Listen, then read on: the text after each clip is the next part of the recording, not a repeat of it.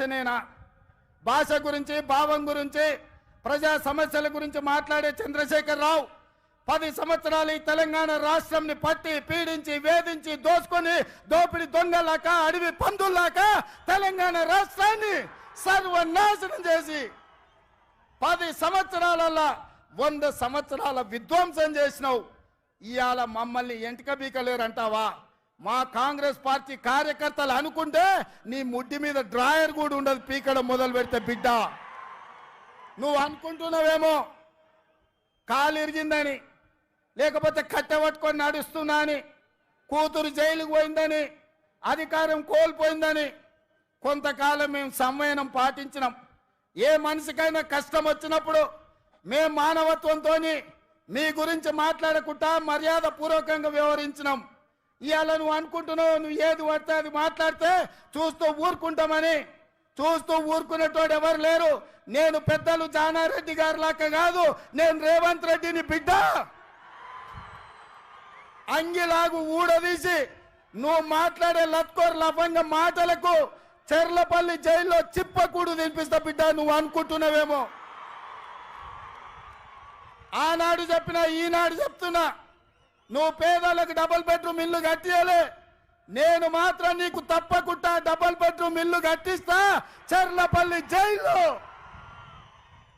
ఎందుకంటే కొడుకు కోడలు వస్తే యాడుండాలి, బిడ్డ అల్లుడు వస్తే యాడుండాలి.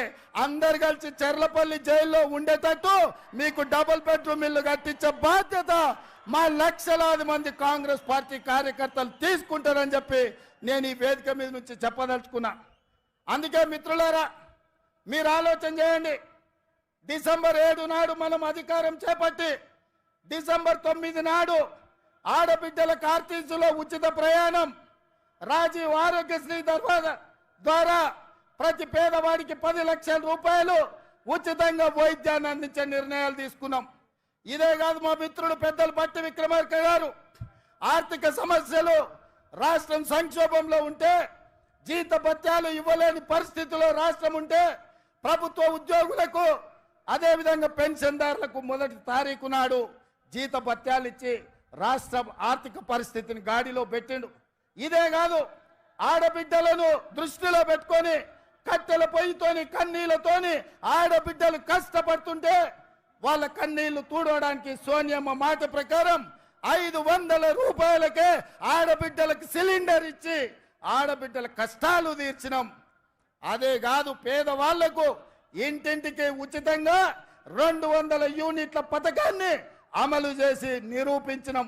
ఇదే కాదు, ఇవాళ చంద్రశేఖర్ రావు గారిని నేను అడుగుతున్నా, ఆనాడు పల్లెల్లో, తండాలలో, గూడాలలో ఇందిరమ్మ ఇండ్లు 25 లక్షలు మేము కట్టించినాం. మా కోమటిరెడ్డి ఎంకన్నా చెప్తున్నాడు ఇందిరమ్మ ఇండ్ల గురించి నువ్వు చెప్పాలి అని. మిత్రులారా, నేను ఇవాళ అడుగుతున్నా, 10 ఏళ్ల సన్నాసి కట్టించిన, సోయిలేని ప్రభుత్వం కట్టించిన డబుల్ బెడ్రూమ్ ఇండ్లు ఎన్ని ఉన్నాయి?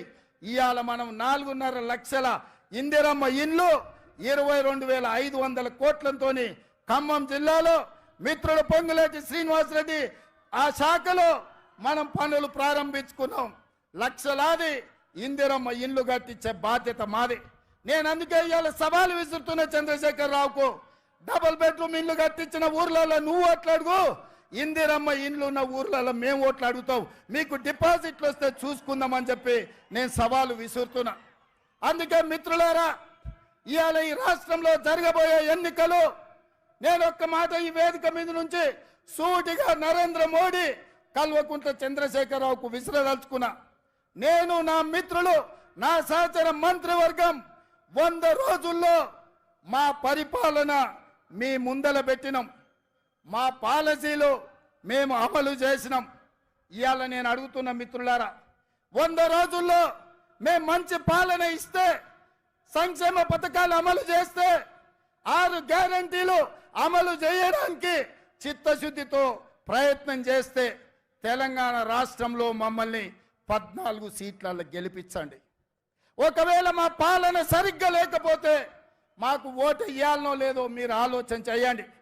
మేము ఈరోజు నిజాయితీగా కడుపు కట్టుకొని కష్టపడి రోజుకు 18 గంటలు నిరంతరం కష్టపడి ఇవాళ 6 గ్యారెంటీలను అమలు చేసి ఇవాళ మీ ముందుకు వచ్చినాం. అందుకే తెలంగాణ సమాజానికి మేం భవిష్యత్తులో మంచి పాలన